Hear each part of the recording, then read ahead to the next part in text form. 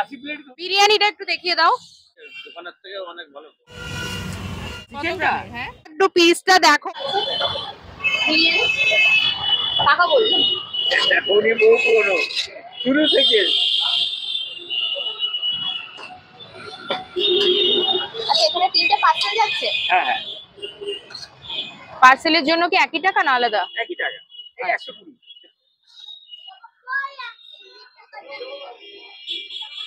এই হাঁড়িতে মোটামুটি কতটা রাইস করে, মানে ক প্লেট রাইস হয়? এখানে ধরুন আজকে হয়েছে কত 80 প্লেট ধরুন।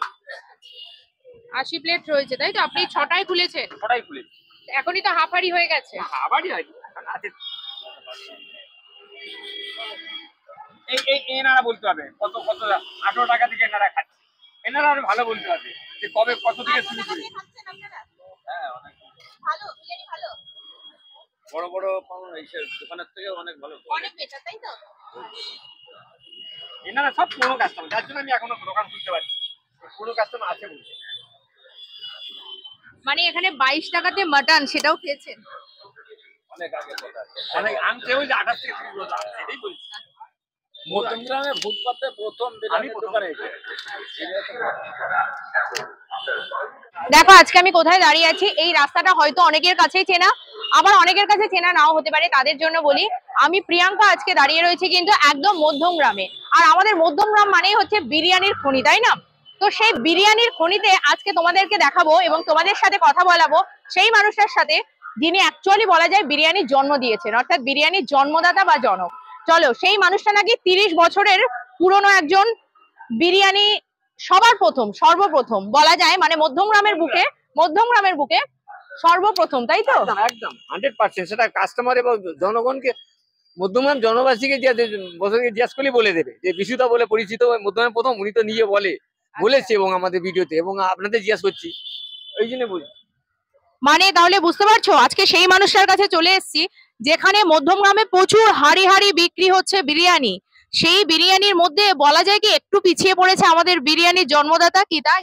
একদম একদম। হ্যাঁ আমি সেদিক দিয়ে অনেকটাই পিছিয়ে, আমার চেয়ে অনেক লোক বেশি বিক্রি করছে। ও তো কাস্টমার অনেক বিক্রি করছে, আমি অনেক কম বিক্রি করি, কিন্তু আমি কোয়ালিটি মেনটেন করি। আমার যে কটা কাস্টমার আমি তৈরি করেছি তারা আসে। মানে যে দাদার আজকে অনেকটাই এগিয়ে যাওয়ার কথা, উনি কোনো কারণবশত বা যাই হোক পিছিয়ে পড়লেও কিন্তু পপুলারিটির দিক থেকে কিন্তু আমি এখানে যে কজনের মুখ থেকে শুনলাম তাতে কিন্তু দাদা এগিয়ে রয়েছে। ঠিক আছে, আর আমি বলবো তোমরা কিন্তু এখানে আসলেই চলে এসো বিশুদার সেই ভাইরাল বিরিয়ানি, যে বিরিয়ানি 18 টাকার থেকে চিকেন বিরিয়ানি। তুমি বলে দাও কত টাকায় ফার্স্ট শুরু করেছো? আমি তো বলছি 18 টাকা আর 22 টাকা, মাটন বিরিয়ানি 22 টাকা, চিকেন বিরিয়ানি 18 টাকা। আমি লাইফে প্রথম শুরু করি। 22 টাকায় মাটন বিরিয়ানি শুরু করেছে আর 18 টাকায় চিকেন বিরিয়ানি। সেখান থেকে আজকে এই কত বছর? তো 28 থেকে 30 বছর হবেই। দাদারা ভালো 15 টাকার বিরিয়ানি, ওই দেখেন 18 টাকা থেকে বিরিয়ানি রাত্রিবেলা যখন বিক্রি হবে না 7 টাকা দিয়ে শুধু ভাত, মানে আপনি 18 টাকা দিয়ে বিরিয়ানি খেয়ে আসছেন? 15 টাকা 15 টাকায়। তখন এই বিশু একলাই ছিল, আচ্ছা, কোনোদিন বন্ধ করেনি দোকান। তাহলে আজকে কি দাদা সমস্ত ভাইরাল বিরিয়ানির পাশে টক্কর দিতে পারে? অনেক অনেক, এর কোয়ালিটি আলাদা, মধ্যমের কারণ নেই।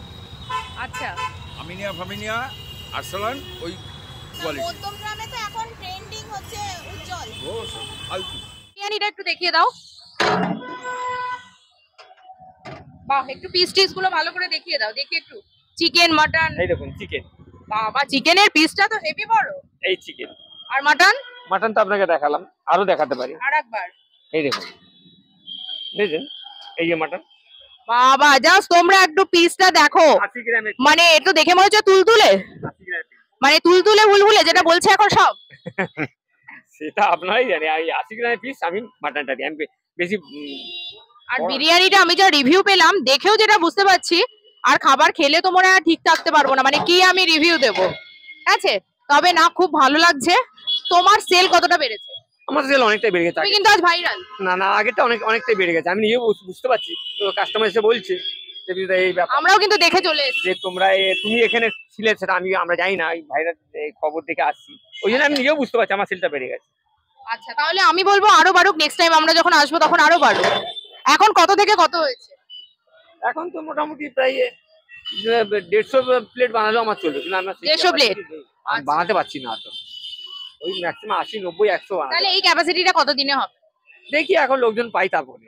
আচ্ছা, না খুব ভালো। আর অ্যাড্রেসটা একটু, ও অ্যাড্রেস তো শুনে নিলাম, আর তুলে এসো। আর কোথায় অ্যাড্রেসটা বিশুদার মুখ থেকে শুনে নাও। ও তো বসুনক 1 নম্বর গেটে খাদিমসের নিচেই বসছি আমি ফুটে স্টলটা। সামনে খাদিমস? হ্যাঁ এই খাদিমসের নিচেই আমি স্টল দিই 6টা থেকে ওই আপনার 8:30, 9টা, 10টা যখন যেরকম মাল থাকে। পুরোটা। তবে ভিডিওটা দেখলে হবে না, সেই সঙ্গে কিন্তু অবশ্যই লাইক কমেন্ট শেয়ার করতে ভুলো না। আর অবশ্যই আমাদের বিরিয়ানির জন্মদাতা মধ্যমগ্রামের মধ্যে কিন্তু, যে এত বছরের পুরনো কিন্তু কোথা থেকে একটু পিছিয়ে গেছে, সেই মানুষটার পাশে এসে দাঁড়াও। এবং আমি বলবো যে সেই বিরিয়ানিটা তোমরা একটু খেয়ে নিজেরাই জাজ করো বা নিজেরাই কমেন্ট করো যে কতটা ঠিক বললাম। আশা করি 100%-এ 100%ই তোমরা পাবে। ঠিক আছে, চলো তাহলে। আর ভিডিওটা অনেক বেশি করে পারলে শেয়ার করে দিও। টাটা।